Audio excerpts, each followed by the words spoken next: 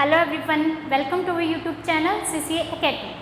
आज हम डिस्कस करेंगे अबाउट न्यूरॉन, मतलब नर्व सेल के बारे में आज हम थोड़ा सा डिस्कस करेंगे। बट अपना लेक्चर स्टार्ट करने से पहले आपके लिए एक इम्पॉर्टेंट इन्फॉर्मेशन है कि हमारे टीजीटी कमीशन के बैचेस स्टार्ट हो चुके हैं। So if you want to enrol तो हमारी ऐप का लिंक आपको डिस्क्रिप्शन बॉक्स में मिल जाएगा, वहाँ पे ऐप को डाउनलोड कीजिए। और अगर आप और डेमो लेक्चर्स देखना चाहते हो तो ऐप को डाउनलोड तो आप करोगे ही, तो वहाँ पे आप लेक्चर्स देख सकते हो। ठीक है, तो चलिए अपना टॉपिक स्टार्ट करते हैं। तो हम बात करेंगे न्यूरॉन की। तो न्यूरॉन की हम सबसे पहले इसमें देखेंगे नर्वस सिस्टम, पर हम कंप्लीट नर्वस सिस्टम नहीं देखेंगे, थोड़ा सा इसको लिंक करने के लिए, थोड़ा सा जानने के लिए, क्योंकि कुछ चीज़ें आएंगी जो आपको नर्वस सिस्टम मतलब न्यूरॉन में देखनी पड़ेगी, तो आपको उनका थोड़ा सा आइडिया होना चाहिए, बेसिक सा। ठीक है, तो यहाँ पे हम बात करेंगे सेल्स ऑफ नर्वस सिस्टम। अब सेल्स ऑफ नर्वस सिस्टम से नाम से ही पता चल रहा है कि नर्वस सिस्टम के कुछ सेल्स, जैसे हमारे माइंड में ही अगर ऐसे लिखा हो सेल्स ऑफ नर्वस सिस्टम, तो माइंड में रिटेन हो जाता है कि नर्वस सिस्टम के कुछ सेल्स। तो नर्वस सिस्टम के सेल्स कौन हुए? न्यूरॉन। न्यूरॉन ही हमारे माइंड में आएगा कि न्यूरॉन ही है नर्वस सिस्टम के सेल्स। तो सबसे पहले यहाँ पे सेल्स ऑफ नर्वस सिस्टम में आ जाते हैं न्यूरॉन। तो न्यूरॉन क्या होते हैं? Neuron is the basic structural and functional unit of nervous system. Nervous system के जो बेसिक स्ट्रक्चरल और फंक्शनल यूनिट है दैट इज न्यूरॉन। ठीक है, तो बेसिक स्ट्रक्चरल फंक्शन यूनिट क्यों बोला गया इनको इसलिए बोला गया कि मान लो अगर आप नर्वस सिस्टम में से न्यूरॉन ही हटा दो, अगर मान लिया नर्वस सिस्टम से न्यूरॉन ही हटा दिए, तो फिर हमारा नर्वस सिस्टम बिल्कुल बेकार हो जाएगा। एक तरह से नर्वस सिस्टम काम ही नहीं करेगा। न्यूरॉन का होना बहुत ज़रूरी है, इसलिए इनको बोला कि neuron is basic structural and functional unit of nervous system. ठीक है, अब देखो मैंने बोला कि हमारे नर्वस सिस्टम में क्या होते हैं? न्यूरॉन होते हैं। तो क्या न्यूरॉन ही होते हैं हमारे नर्वस सिस्टम में जो सेल्स हैं, है ना? न्यूरॉन भी एक तरह के सेल है ना, बट ऐसा नहीं है। नर्वस सिस्टम में कुछ और सेल्स भी होते हैं जिनको हम बोलते हैं न्यूरोग्लियल सेल्स। न्यूरोग्लियल सेल्स भी हमारे नर्वस सिस्टम में पाए जाते हैं। और ये जो न्यूरोग्लियल सेल्स होते हैं ये प्रेजेंट होते हैं अराउंड न्यूरॉन। न्यूरॉन के अराउंड प्रेजेंट होंगे, आसपास प्रेजेंट होंगे, ब्रेन में भी हो सकते हैं, और हमारी स्पाइनल कॉर्ड में भी न्यूरोग्लियल सेल्स प्रेजेंट होते हैं। मतलब 50% जो पॉपुलेशन है हमारे सेल्स की नर्वस सिस्टम में वो किसकी है? वो है न्यूरोग्लियल सेल्स की। तो ध्यान रखना है कि अगर सेल्स ऑफ नर्वस सिस्टम की बात आए तो सिर्फ और सिर्फ न्यूरॉन ही नहीं होते हैं वहाँ पे न्यूरोग्लियल सेल्स भी प्रेजेंट होते हैं। ठीक है, तो ये जस्ट बात थी थोड़ी सी about cells of nervous system. अब हम बात करेंगे न्यूरॉन की स्ट्रक्चर। ठीक है, तो जो न्यूरॉन की स्ट्रक्चर है वो कंसिस्ट करती है बेसिकली 3 पार्ट्स। 3 पार्ट कंसिस्ट करते हैं न्यूरॉन की स्ट्रक्चर। कौन कौन से हैं? एक है cyton, second part is dendrite and third is axon. ठीक है, सबसे पहले हम साइटोन की बात करेंगे। तो ये जो साइटोन है इसको और बोला जाता है सेल बॉडी। सेल बॉडी भी बोला जाता है और इसको सोमा भी बोला जाता है। तो इसके आपको एक एक नाम पता होनी चाहिए, क्योंकि कुछ भी एग्ज़ाम में कहीं से भी क्वेश्चन फॉर्म हो सकता है, तो हमें अच्छे से हर एक वर्ड को अच्छे से पढ़ना है। ठीक है, तो यहाँ पे हम साइटोन की बात करेंगे। अगर हम इसको थोड़ा डायग्रामेटिकली देखें तो मान लो ये चला साइटोन वाला पोर्शन है ना। अब ये इसको बोल दिया हमने, क्या बोला? साइटोन या सेल बॉडी। अब ये जो साइटोन है इसमें प्रेजेंट क्या होता है? इसमें न्यूक्लियस प्रेजेंट होता है। This is nucleus. Okay, nucleus present हो गया। अब न्यूक्लियस है इस साइटोन में, तो इसमें कुछ साइटोप्लाज्म भी प्रेजेंट होता है। ठीक है, इसको बोला साइटोप्लाज्म, बट हम यहाँ पे इसको साइटोप्लाज्म नहीं बोलेंगे। न्यूरॉन का है ये साइटोप्लाज्म, मतलब जो सेल बॉडी का है ये साइटोप्लाज्म, तो इसको हम बोलेंगे न्यूरोप्लाज्म। ध्यान रखेंगे, एक एक चीज़ बहुत इंपॉर्टेंट है। तो this is neuroplasm, not simple cytoplasm. ठीक है, तो साइटोन का अगर पूछा जाए कि सेल बॉडी का जो साइटोप्लाज्म है उसको क्या बोला जाता है, तो उसको बोला जाता है न्यूरोप्लाज्म। ठीक है, और यहाँ पे कुछ नीजल ग्रैन्यूल्स भी प्रेजेंट होते हैं इस फॉर्म में। ये मान लीजिए these are Nissl granules. Nissl granules भी प्रेजेंट होते हैं कहाँ पे? हमारी सेल बॉडी में, नर्व सेल की सेल बॉडी में या साइटोन वाले पोर्शन में नीजल ग्रेन्यूल्स भी प्रेजेंट होते हैं, ठीक है। और यहाँ पे नीजल ग्रेन्यूल के साथ साथ कुछ जो न्यूरोफाइब्रिल्स भी प्रेजेंट होते हैं, न्यूरोफाइब्रिल्स, ठीक है। कुछ न्यूरोफाइब्रिल्स भी यहाँ पे प्रेजेंट होते हैं हमारे साइटोन वाले रीजन में, ठीक है। तो ये जो नीजल ग्रेन्यूल्स थे, जब इनको माइक्रोस्कोप के थ्रू देखा गया, ठीक है, तब तो हमें नज़र आया, जब हमने क्या करा, साइटोन वाला पोर्शन था, ये सेल बॉडी वाला पोर्शन था, इसको माइक्रोस्कोप के थ्रू देखा तो हमने देखा कि हमें एक तो न्यूक्लियस नज़र आ गया, एक इसका साइटोप्लाज्म जिसको हमने न्यूरोप्लाज्म बोल दिया, एक हमें कुछ इस तरह के ग्रेन्यूल्स नज़र आए जिनको हमने मान लिया नीजल ग्रेन्यूल्स। बट जब थोड़ी सी एडवांसमेंट हुई तब हमें पता चला कि ये जो नीजल ग्रेन्यूल है ये कुछ और नहीं है, ये हैं राइबोसोम्स और endoplasmic reticulum. Ribosomes plus endoplasmic reticulum, ये कुछ भी नहीं है ज़्यादा कुछ, ये सिर्फ और सिर्फ राइबोसोम्स और एंडोप्लाज्मिक रेटिकुलम ही हैं, ठीक है, ये ध्यान रखेंगे। उसके बाद ये जो हमारी क्या बोलते हैं सेल बॉडी है या साइटोन है, ये थोड़ा सा मतलब एक तरह के कुछ मतलब फॉर्म करती है जी, एक साइटोप्लाज्मिक मैट्रिक्स वगैरह फॉर्म करती है, मतलब साइटोप्लाज्मिक ब्रांचेस फॉर्म करती है एक तरह से। तो साइटोप्लाज्मिक ब्रांचेस यहाँ पे बन जाएंगी फिर, जिनको हम क्या बोलेंगे, जिनको हम बोलेंगे डेंड्राइट्स। मान लीजिए रफली आपको शो कर रही हूँ, दीज आर साइटोप्लाज्मिक ब्रांचेस, इनको क्या बोल दिया, इनको बोल दिया डेंड्राइट्स, ओके। और ये जो डेंड्राइट्स होती हैं ये सिग्नल को रिसीव करने का काम करती हैं, ये बाद में भी बताया जाएगा, जस्ट थोड़ा सा बता रही हूँ आपको कि ये सिग्नल लेती हैं, ठीक है। और ये जो डेंड्राइट हैं, डेंड्राइट्स के अंदर भी नीजल ग्रेन्यूल्स पाए जाते हैं, ओके, ठीक है। तो ये बात थी डेंड्राइट की और ये बात थी साइटोन वाले पोर्शन, ओके। इसके बाद हम बात करेंगे एक्सॉन की। एक्सॉन जो होता है, यहाँ से चलो यहाँ पे शो कर देती हूँ, मान लो दीज आर डेंड्राइट्स और ये थोड़ी सी सेल बॉडी वाला पोर्शन बन रहा है, ठीक है।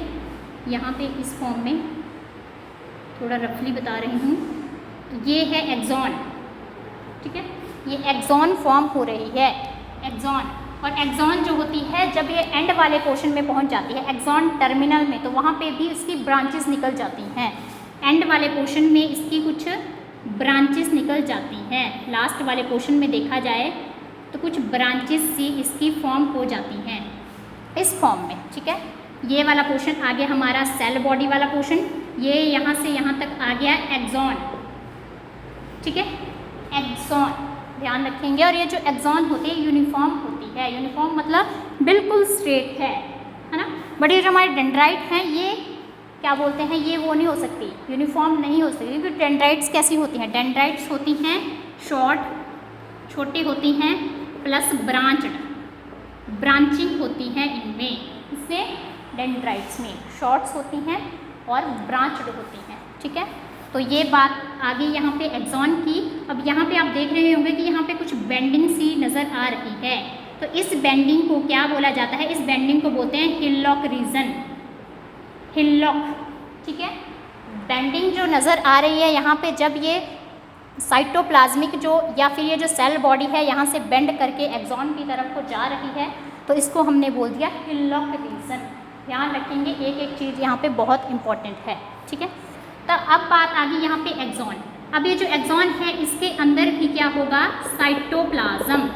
बट ये जो एक्सॉन का साइटोप्लाज्म है इसको हम क्या बोलेंगे, इसको बोलेंगे axoplasm. Cytoplasm of axon is called as axoplasm. ध्यान रखेंगे, एक्सोप्लाज्म किसको बोल दिया, जो हमारे एक्सॉन का साइटोप्लाज्म है। अब आप सोच रहे होंगे कि जो हमारी सेल बॉडी का जो साइटोप्लाज्म था उसको न्यूरोप्लाज्म बोल दिया था, और ये जो हमारी एक्सॉन का साइटोप्लाज्म है इसको हमने एक्सोप्लाज्म बोल दिया।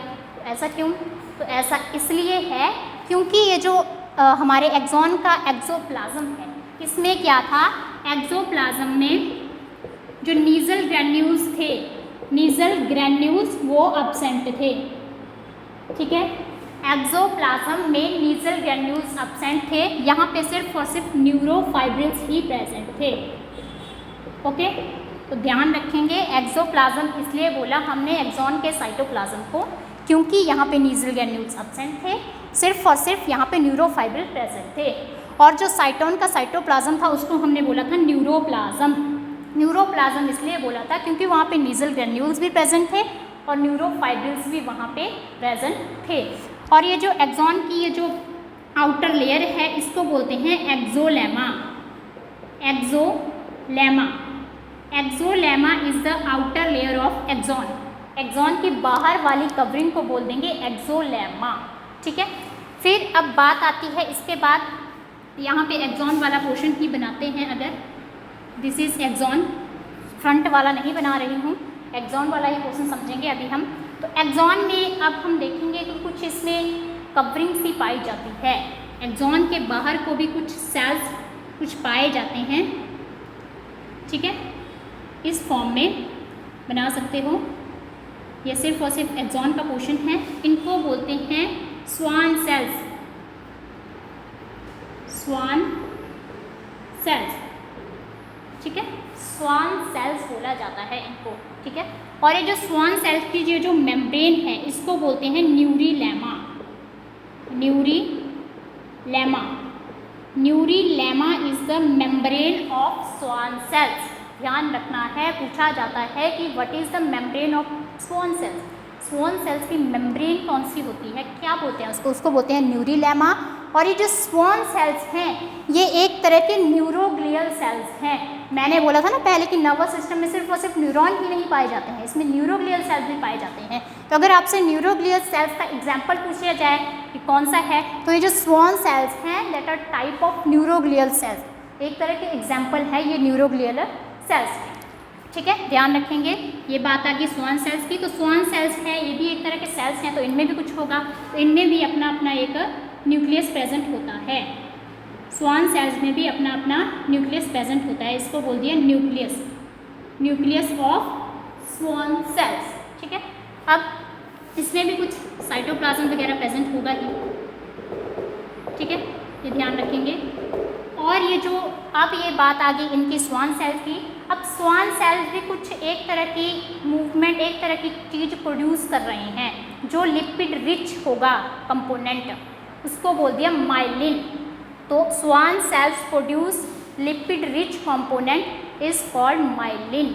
या आपसे क्वेश्चन पूछा जा सकता है कि माइलिन किस में रिच होता है, तो माइलिन किस में रिच होता है? माइलिन होता है लिपिड रिच, लिपिड कंटेंट उसमें ज़्यादा होता है, ध्यान रखेंगे। और ये जो माइलिन है जो बना स्वान सेल्स की वजह से, उसने क्या बना दी? एक सीथ बना दी। यहाँ पे स्वान सेल्स ने ही प्रोड्यूस की ना ये, तो माइलिन ने कुछ एक सीथ बना दी जिसको हमने बोल दिया माइलिन सीथ। इस फॉर्म में ये बन जाएगी माइलिन सीथ, ठीक है। इसको आप नोट डाउन कर सकते हो, जो कुछ भी बताया जा रहा है उसको आप अच्छे से नोट डाउन करते रहें। तो इसको बोल दिया हमने माइलिन सीथ, ठीक है।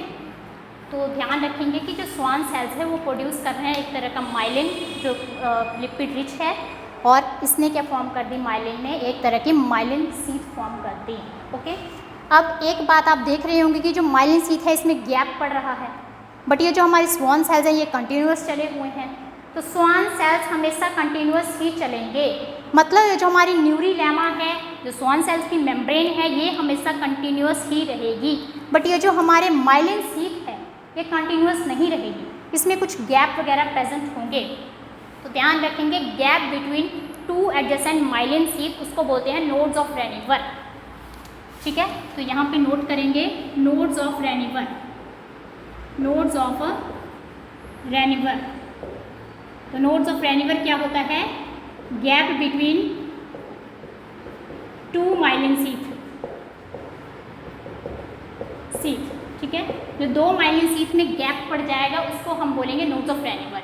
या इसको अगर आप और तरीके से याद रखना चाहते हो तो जहाँ पे स्वान सेल्स प्रेजेंट होंगे बट माइलिन सीथ प्रेजेंट नहीं होगी उसको बोलेंगे नोड्स ऑफ रेनिवर, उस एरिया को। मतलब स्वान सेल्स क्या है यहाँ पे? प्रेजेंट, बट माइलिन सीथ जो है वहाँ पे एब्सेंट है, उस रीजन को हम क्या बोलेंगे? नोड्स ऑफ रेनिवर, ठीक है।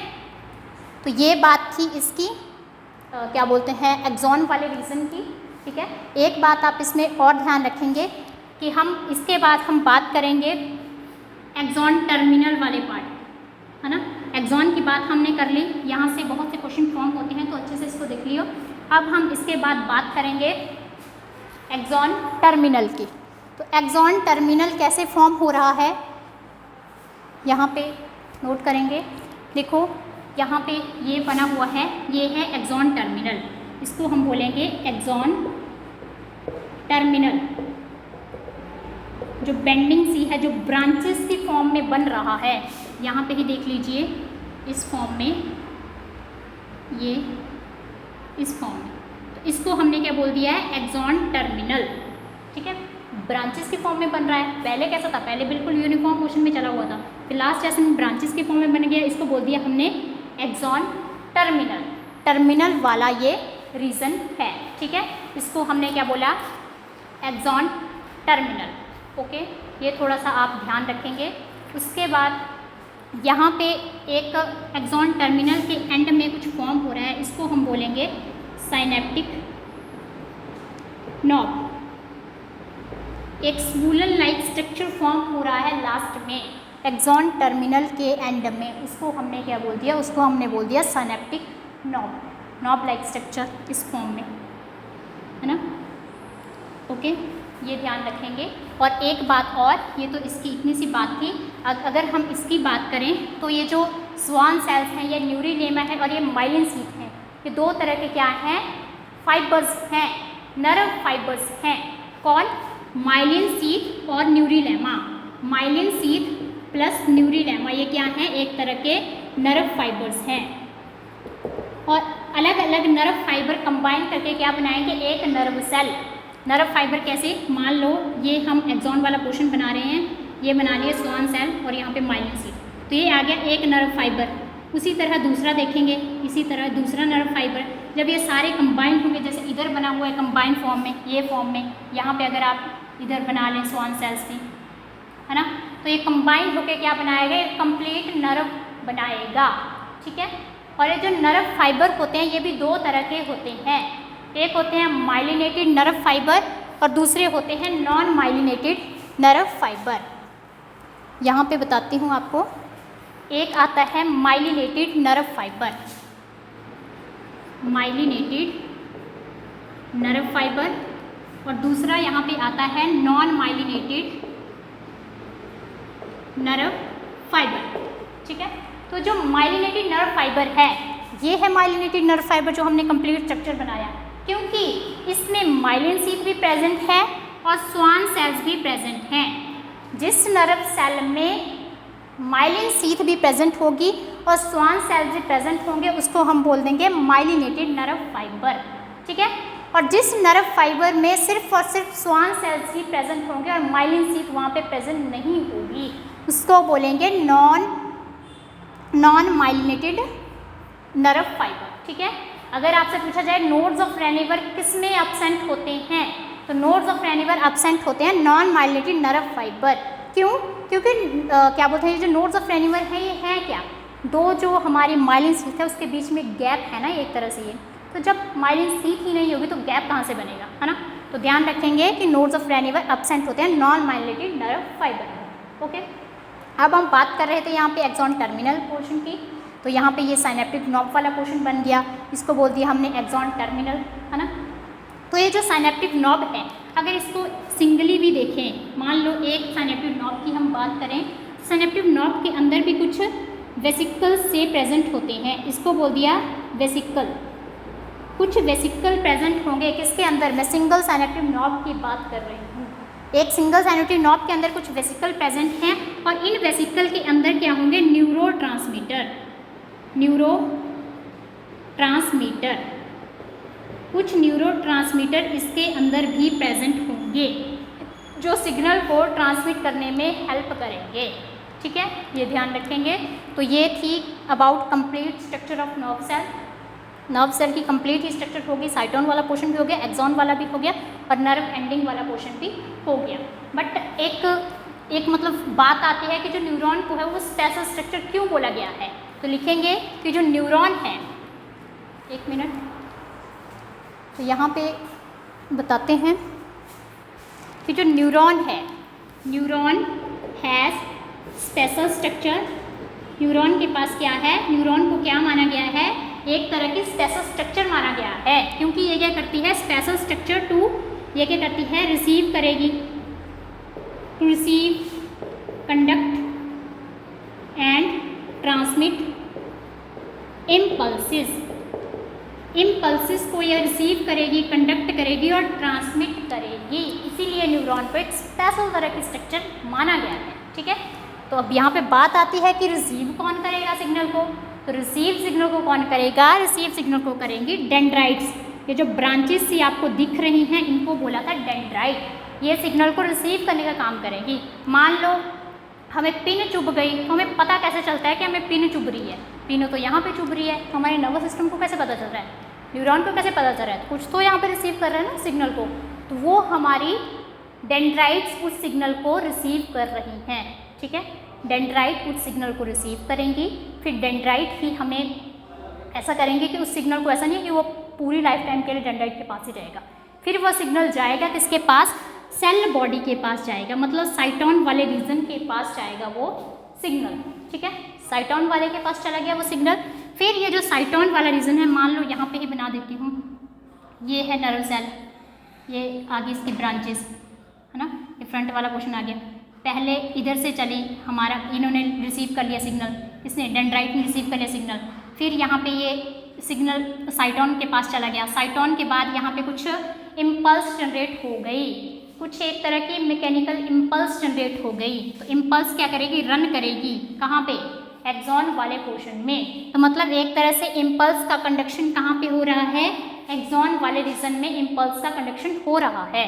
फिर उसके बाद इम्पल्स क्या करेगी, लास्ट में पहुँच जाएगी किसके पास, एक्सॉन टर्मिनल के पास, तो एक्सॉन टर्मिनल क्या करेगा, इम्पल्स को ट्रांसमिट करेगा। मैंने बोला था ना एक्सॉन टर्मिनल के पास क्या होते हैं, साइनेप्टिक नॉब पोर्शन होते हैं, यहाँ पे ये वाले रीजन, ये साइनेप्टिक नॉब वाला पोर्शन यहाँ पे प्रेजेंट होते हैं, तो ये साइनेप्टिक नॉब में कुछ न्यूरोट्रांसमीटर प्रेजेंट होते हैं, ये ट्रांसमिट करते हैं सिग्नल को, ये किसी दूसरी नर्व सेल के डेंड्राइट के पास पहुँचा देगा सिग्नल, तभी फिर पूरी बॉडी को एक तरह से सिग्नल मिल जाता है। और ध्यान रखेंगे सिग्नल तो ट्रांसमिट हो गया, पहले रिसीव कर लिया डेंड्राइट ने, कंडक्ट कर लिया एक्सॉन वाले पोर्शन ने, और ट्रांसमिट कर दिया इम्पल्स नर्व एंडिंग वाले पोर्शन में। ठीक है, फिर यहाँ पे मान लो दूसरी नर्व सेल आ गई, दूसरी नर्व सेल के डेंड्राइट आ गए इधर को, तो यहाँ पे बीच में कुछ गैप प्रेजेंट होता है, एक नर्व सेल है हमारे पास, फिर दूसरी आ गई साथ में, तो ऐसा नहीं है कि दोनों नर्व सेल एक दूसरे से अटैच होंगी, यहाँ पे कुछ थोड़ा सा गैप प्रेजेंट होगा उन दोनों के बीच में, उस गैप को क्या बोला जाता है, उस गैप को बोलते हैं साइनेप्से, साइनेप्से। ठीक है, synapse, the gap present between two adjacent neuron nerve cell is called synapse. ठीक है, तो ये थी कंप्लीट अबाउट, ये बात थी अबाउट नर्व सेल या न्यूरॉन। तो आई होप आपको आज का ये कंटेंट यूज़फुल लगा होगा, आपको सब कुछ क्लियर हुआ होगा। So if you like my video then please do like, share and subscribe our channel. Thank you.